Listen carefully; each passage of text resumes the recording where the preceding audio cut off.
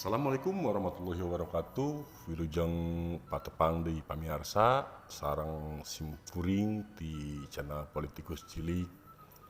Anu dina danget ayeuna simkuring baris medar hiji carios babad Cianjur dina judul Haji Alit Prawatasari.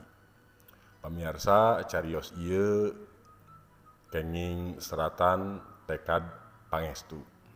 Panuhun kanu parantos subscribe, kanu teu acan mangga diantos subscribe-na, oge tong hilap, like, share, komen sinareng dihurungkeun tanda loncengna.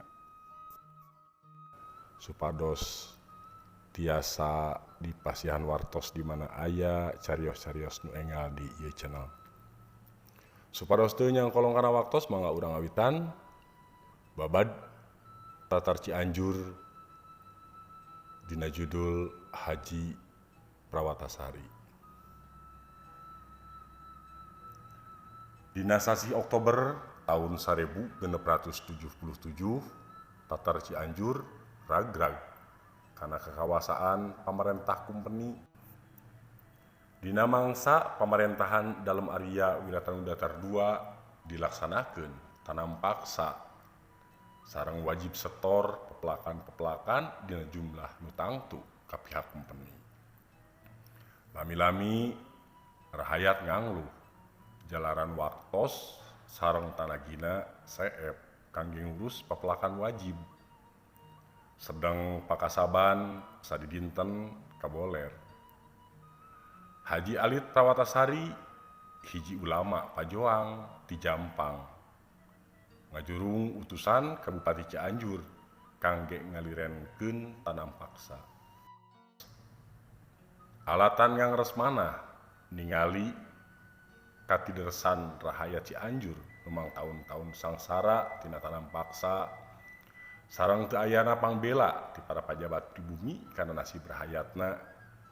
Dina tahun 1702 Haji Alit Prawatasari ngagedurkeun perjuangan fisik ngalawan katelengasan pemerintahan kumpeni.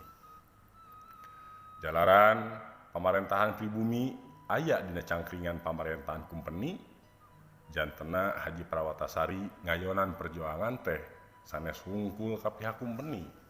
Namun oge ngayonan karena panglawana para bupati piangan anu seseueurna dilu ka kumpeni. Dina sasih Maret tahun 1703 prajurit kumpeni nu dipimpin ku Peter Scorpoy ngagempur daerah Jampang kangge ngancurkeun basis kakuatan prajurit Prawatasari.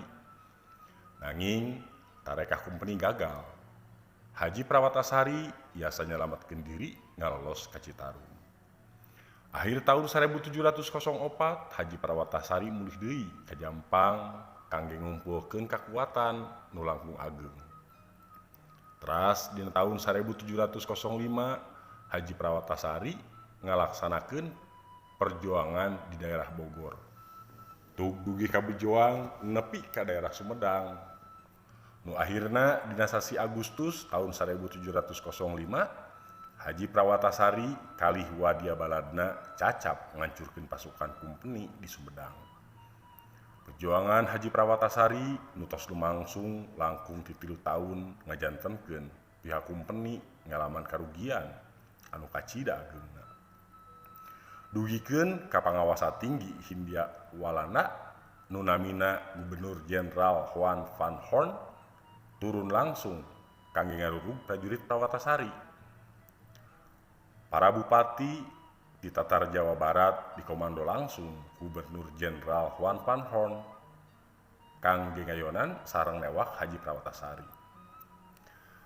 Di pasukan Haji Prawatasari saatosna ngalaksanakeun perjuangan ngalawan penjajahan kumpeni di Tangerang dina tahun 1706 anjeunna kalih wadia balad kapaksa nyingkur ka daerah Banyumas, Jawa Tengah.